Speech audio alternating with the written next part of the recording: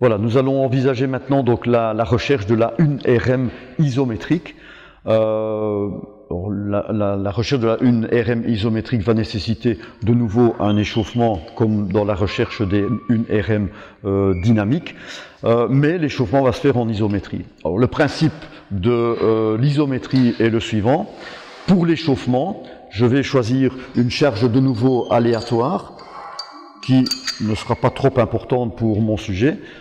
Et le sujet va amener donc l'appareil dans une position déterminée et maintenir cette position. Alors, dans le cadre de l'échauffement, on peut maintenir la position une dizaine de secondes, une quinzaine de secondes. Donc tu maintiens la position, je vais compter le temps, 10 secondes. 2.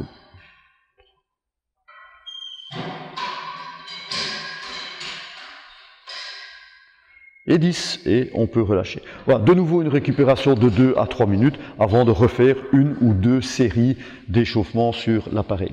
Alors, deux remarques à ce niveau. La première, c'est que l'une des caractéristiques de l'isométrie, c'est de renforcer un muscle dans une angulation bien précise, c'est-à-dire dans l'angulation qui a été prise au départ de l'exercice.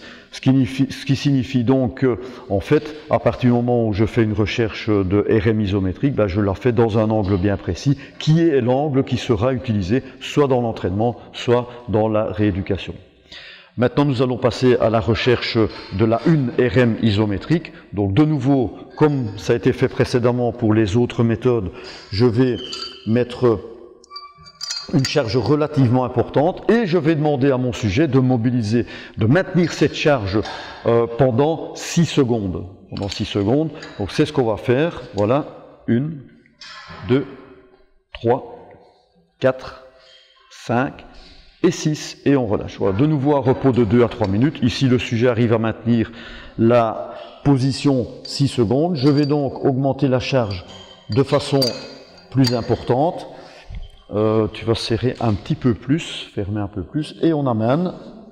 Et 1, 2, 3, 4, 5 et 6, et on relâche.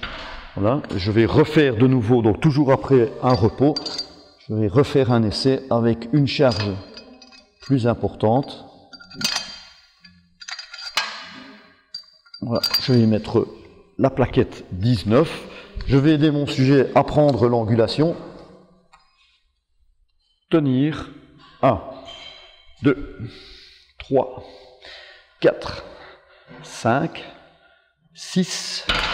et on relâche. Donc toujours un repos de 2 à 3 minutes. Et je vais augmenter de nouveau la charge. Voilà, donc un repos de 2 à 3 minutes. On y va. 1. Voilà. Donc dans cette situation, le sujet n'a pas pu maintenir la charge 6 secondes. Et donc je considère que la charge précédente constitue donc la 1RM isométrique. Alors une petite remarque, une deuxième remarque concernant la RM isométrique. Pourquoi 6 secondes de maintien de la RM? Eh bien, ces 6 secondes permettent en fait la montée en force du muscle, c'est-à-dire donc la génération maximum des ponts actine-myosine qui permettent d'avoir le raccourcissement maximum du muscle et lui permettant ainsi de développer sa force maximum.